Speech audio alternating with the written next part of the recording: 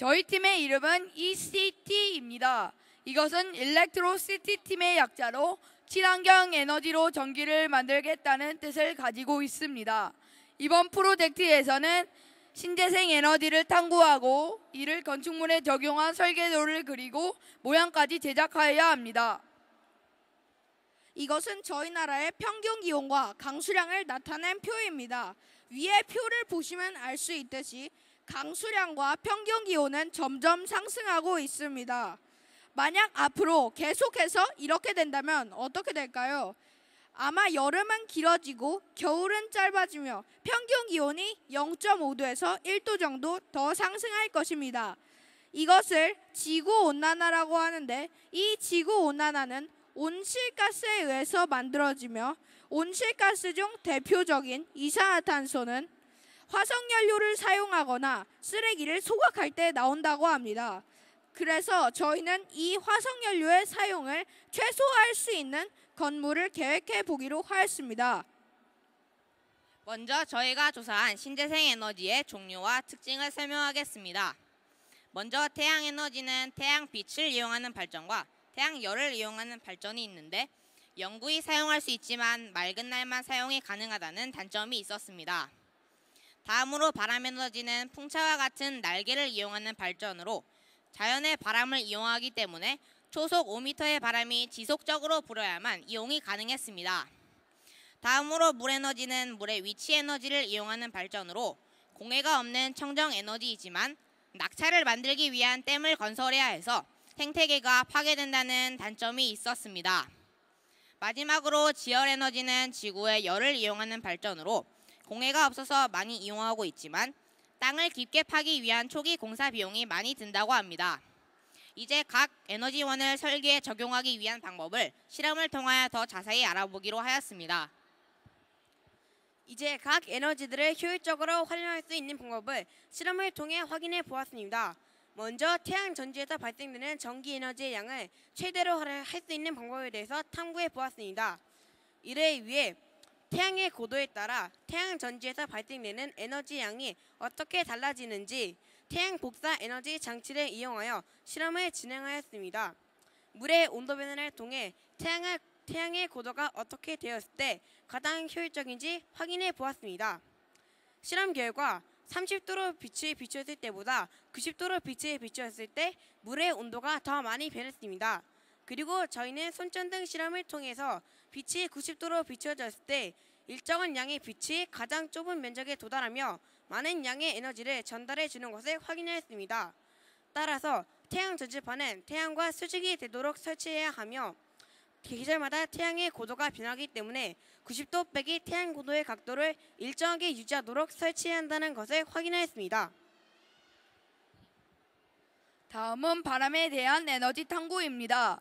바람 에너지를 이용하여 날개를 돌려서 전기를 생산하기 때문에 바람 에너지의 효율을 탐구하기 위해서는 날개의 형태가 중요하다는 것을 깨닫고 실험을 진행하게 되었습니다.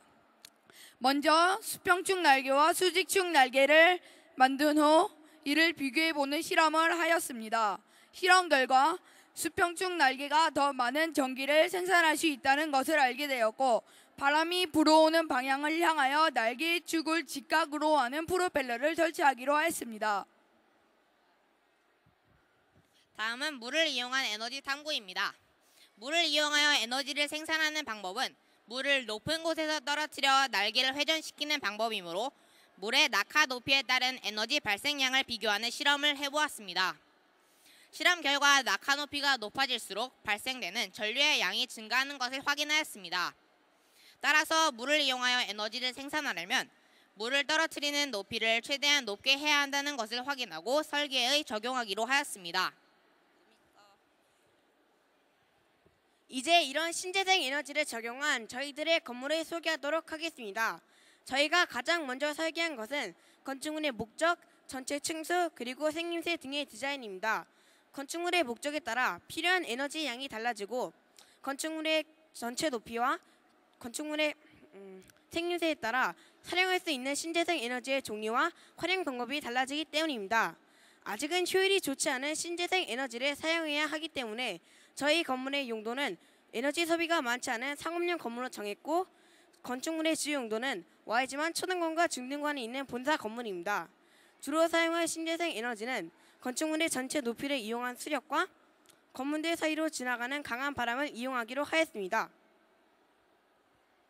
이것은 저희 건물을 위에서 본 저희 건물의 배치도입니다. 위에 배치도를 보시면 알 수 있듯이 풍력 발전기를 중심으로 삼각골 모양의 건물이 양쪽에 달려 있습니다. 뒤로 가면 갈수록 건물 사이의 폭이 좁아지므로 베르노이의 원리를 사용하여 풍력 발전을 더 효율적으로 할 수 있도록 하였습니다. 다음은 저희 건물의 평면도입니다. 삼각뿔 모양 안에 구조가 계속 달라지기 때문에 중심 기둥, 엘리베이터 같은 위치가 변하지 않는 것들만 그려보았습니다. 다음은 저희 건물의 입체도입니다. 1층은 Y즈만을 찾으시는 분들을 위한 로비가 들어설 예정이고 2층에서 4층은 과학사인 Y즈만 기프트와 그에 따른 물류 창고가 들어설 예정입니다. 물류들을 운반하기 쉬워야 하기 때문에 일부러 아래층에 배치하였습니다. 그리고 15층에서 10층까지는 Y즈만 선생님들의 업무를 위한 Y즈만 사무실이 들어설 예정이고 11층에서 13층까지는 Y즈만 선생님들을 위한 연구실과 Y즈만 친구들이 직접 실험하고 탐구해 볼 수 있는 실험실이 준비되어 있습니다. 그리고 마지막으로 14층에서 15층까지는 인쇄실 및 Y즈만 가족들이 편리하게 사용할 수 있는 식당, 체육관 같은 기타 편의시설들이 있습니다. 저희가 사용한 신재생 에너지는 수력 에너지와 풍력 에너지입니다. 그래서 에너지 흐름도를 그려보았습니다. 초록색 선은 바람에 의한 에너지가 양 건물로 전달되는 모습이고 파란색 선은 낙하하는 물에서 돌아가는 터빈들에서 만들어지는 에너지 전달 모습입니다. 이 에너지들은 에너지 관제탑에 모였다가 소비가 필요한 곳들로 이동하여 활용될 것입니다. 별도로 옥상 근처에 있는 식당에는 사진 속에 있는 셰플로 조리기를 설치하여 선생님들의 끼니를 따뜻하게 데울 수 있도록 하려고 합니다. 지금 보시는 그림이 저희 Y즈만 본사 건물의 최종본입니다. 왼쪽 건물은 초등관으로 노란색 외형을 사용하였고 오른쪽 건물은 중등관으로 파란색 칠을 할 예정입니다. 마지막으로 건축물의 모형을 만들어 보았습니다. 설계할 때와는 조금 달라진 부분도 있습니다. 건물 가운데에는 풍력 발전을 위한 프로펠러가 돌아가고 있고 별도로 건물 주변에도 대형 프로펠러를 설치하여 풍력 발전에 따른 전기 에너지 생산량을 늘려 보았습니다. 또한 각 건물마다 수력 발전을 위한 물탱크가 크게 설치되고 물탱크의 밑부분에는 증발은 최소화하고 빗물은 모으기 위하여 깔때기 모양으로 제작하였습니다.